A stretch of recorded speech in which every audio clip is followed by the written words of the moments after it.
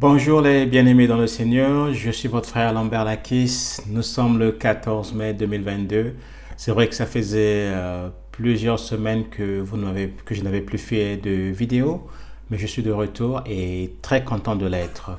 Donc sans plus tarder, nous allons parler aujourd'hui d'un sujet qui est très intéressant. Il s'intitule Devrait-on prier pour nos bien-aimés décédés? Devrait-on prier pour nos bien-aimés décédés? La semaine dernière, j'avais reçu une invitation d'un frère pour participer à une messe pour un parent qui était décédé il y a plusieurs années pour le repos de son âme. Est-ce que on devrait prier pour les gens qui sont décédés? Je vais vous lire ce que l'invitation disait et par la suite, nous allons regarder si cela est biblique à la lumière des Écritures, bien entendu. Bonjour à tous et à toutes. Ce dimanche, ce sera le 4e anniversaire du rappel à Dieu de notre bien-aimée Madame Séguin. Tous ceux et celles qui l'ont connue sont invités à se joindre à ma famille et à moi en prière pour avoir une pensée pieuse pour elle et pour le repos de son âme. Le repos de son âme. Une messe sera dite ce dimanche à 6h30 pour la circonstance en l'église Saint-François de Montréal. Cordial bienvenue. Ici, je voudrais circonscrire mon message. Je voudrais répondre à la question suivante. Prier pour quelqu'un qui est décédé. C'est-à-dire que la personne est morte, on l'a constatée morte, prononcée morte, enterrée, tout est fini. Est-ce qu'on peut continuer à prier pour elle, pour le repos de son âme? Je comprends qu'on peut prier pour quelqu'un qui est malade, qui est agonisant ou quelqu'un qui vient de décéder. Vous avez foi que le Seigneur peut le ramener à la vie comme il a fait avec Lazare. Vous pouvez le faire. Vous priez et si Dieu le ramène à la vie, gloire à son nom. S'il ne le ramène pas à la vie, c'était peut-être que son heure était arrivée, on l'enterre. Mais une fois enterré, tout est fini. Est-ce qu'on peut continuer à prier pour que son âme repose en paix? Voilà la question à laquelle je voudrais répondre aujourd'hui. Donc, si on regarde la parole de Dieu, Hébreux 9, 27 nous dit ceci.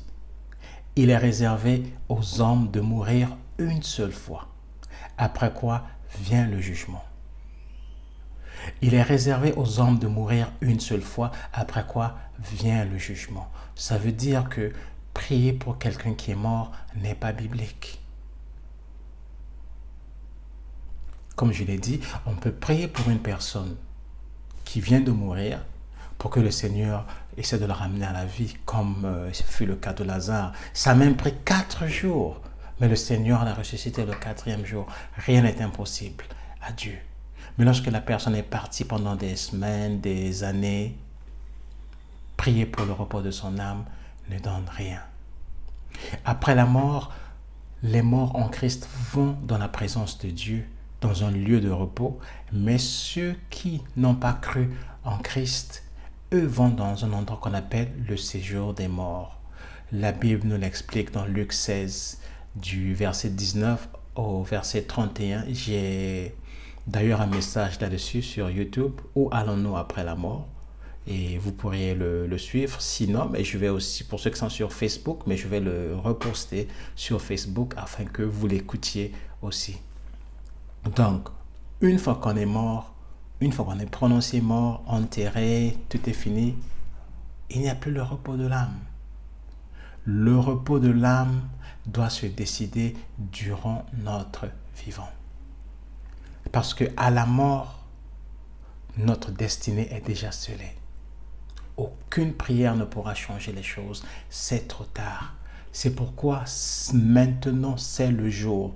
Tu dois prendre la décision de croire en Jésus, de sceller ta destinée éternelle maintenant pendant que tu es vivant.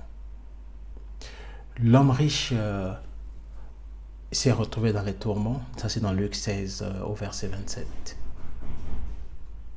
Il a supplié Abraham, disant, Père Abraham, envoie quelqu'un pour dire à mes frères de se repentir. Et Abraham lui répondit, ils ont les prophètes, ils ont Moïse là-bas. Il dit non, on voit quelqu'un d'ici. Et le prophète Abraham lui répondit, mais s'il ne croit pas aux gens qui sont là-bas, c'est pas à quelqu'un qui reviendra d'entre les morts qu'ils croiront. Combien de gens ont eu des expériences de mort imminentes qui ont donné leur témoignage, mais jusque-là, ces témoignages ont été reçus avec beaucoup de doutes. Donc, c'est pour vous dire que c'est une décision qui se prend par la foi en croyant en Jésus. L'éternité se décide pendant que nous sommes en vie sur cette terre. Et personne ne peut prendre cette décision à votre place. Il vous revient personnellement de la prendre. C'est à vous de choisir où est-ce que vous aimeriez passer votre éternité, avec Jésus ou loin de lui, dans ce lieu de tourment qui sera l'enfer, bien que pour l'instant l'enfer n'est pas encore ouvert. Si les gens vont dans le séjour des morts, l'enfer sera ouvert une fois que Satan sera jeté. Il sera jeté, je vais dire, mais cela vous le voyez dans Apocalypse. Et on dit qu'il sera jeté dans les temps de feu. Et c'est ça qui sera la seconde mort. Alors, comment avoir le repos de l'âme pendant qu'on est encore ici sur terre? Voilà une question très importante à laquelle j'aimerais répondre. Le repos de l'âme n'est autre chose que la vie éternelle, le salut, ce que Jésus est venu faire sur cette terre. Jésus est venu nous réconcilier avec Dieu. Jésus est venu pour nous donner la vie éternelle. Il a dit dans Jean 14, 6, « Je suis le chemin, je suis la vérité, et je suis la vie. Nul ne peut aller au Père qu'en passant par moi. » Il n'y a qu'un seul chemin. Et la Bible déclare dans Jean 3, 16 que Dieu a tant aimé le monde qu'il a aimé son Fils Jésus, afin qu'il a donné son Fils unique, afin que quiconque croit en lui ne périsse point, mais qu'il ait la vie éternelle. Comment avoir la vie éternelle? Comment avoir le repos de ton âme aujourd'hui? Mais premièrement, tu dois admettre, tu dois reconnaître ta condition de pécheur. Comme il est écrit, il n'y a point de juste, pas même un seul. Romains 3, 10. Car tous ont péché et sont privés de la gloire de Dieu. Romains 3, 23. Car le salaire du péché, c'est la mort, mais le don gratuit de Dieu, c'est la vie éternelle en Jésus-Christ notre Seigneur. Romains 6, 23. Voilà. Premier point, reconnaître ta condition de pécheur. Deuxièmement, tu dois croire que Jésus est Seigneur et qu'il est mort pour tes péchés. Il a été enseveli et que Dieu l'a ressuscité d'entre les morts. La Bible dit dans Romains 10, 9 à 10 que si tu confesses de ta bouche le Seigneur Jésus et si tu crois dans ton cœur que Dieu l'a ressuscité d'entre les morts, tu seras sauvé. Car c'est en croyant du cœur qu'on parvient à la justice et c'est en confessant de la bouche qu'on parvient au salut. Dernier point, confesse, fais appel à la miséricorde de Dieu, car quiconque invoquera le nom du Seigneur sera sauvé. Romains 10, 13. Voilà mon message aujourd'hui. Il est bref, précis. Le repos de l'âme n'existe pas. Prier pour le repos de l'âme, ça n'existe pas. C'est une fausse doctrine. Je sais qu'elle est enseignée dans les églises catholiques, mais elle n'est pas biblique. La Bible, est la parole de Dieu. C'est la seule autorité sur laquelle nous nous basons. Le Seigneur Jésus lui-même a attaqué les pharisiens qui avaient ajouté à la parole de Dieu, à la loi, les traditions orales, les traditions ancestrales. Mais ces traditions ne sont pas bibliques. J'entends beaucoup de gens dire que voilà, pour nous les Africains, avant que ces Blancs ne nous emmènent Dieu, nous avions nos traditions. Les traditions de nos pères n'étaient pas bibliques, bien-aimés. La plupart de nos ancêtres étaient des sorciers. Ils pratiquaient la sorcellerie. C'est vrai que ça fait mal, c'est dur à entendre, mais c'est la vérité. Jésus est venu nous réconcilier. Si tu veux la paix, c'est en Jésus. Si tu meurs en Jésus, tu es assuré d'avoir la vie éternelle. C'est pourquoi pour nous les chrétiens, pour nous qui avons cru en Jésus, nous ne nous inquiétons pas au milieu de cette pandémie, au milieu de ce chaos qui est en train d'être créé expressément par ces mondialistes pour amener le nouvel ordre mondial, donc le gouvernement unique. Nous n'avons pas peur, les chrétiens.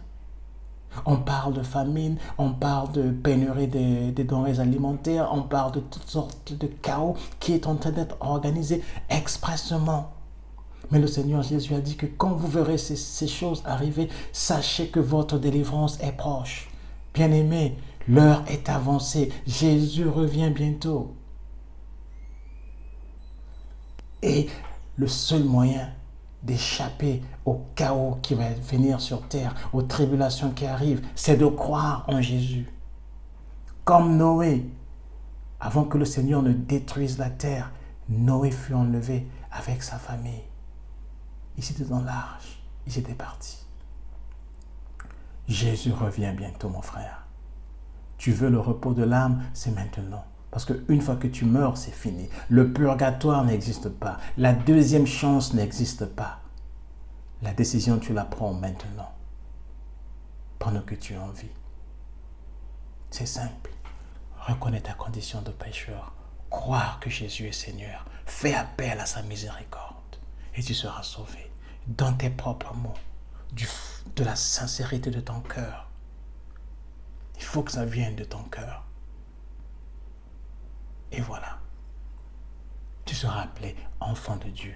Et à ce moment-là, tu auras droit à certains privilèges réservés aux enfants de Dieu. Que le Seigneur vous bénisse, que le Seigneur vous garde.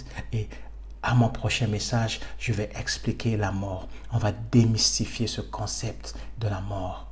Parce que trop de gens ont peur de la mort. Mais je vais expliquer c'est quoi la mort. On va voir aussi les versets bibliques du Seigneur Jésus. Quand il a par exemple dit à l'un de ses disciples, laissez les morts enterrer leurs morts. Qu'est-ce qu'il voulait dire par là? Je suis la résurrection et la vie. Quiconque croit en moi ne mourra jamais. On va expliquer tout cela. Que le Seigneur vous garde. Passez un bon week-end dans le Seigneur et à mon prochain message.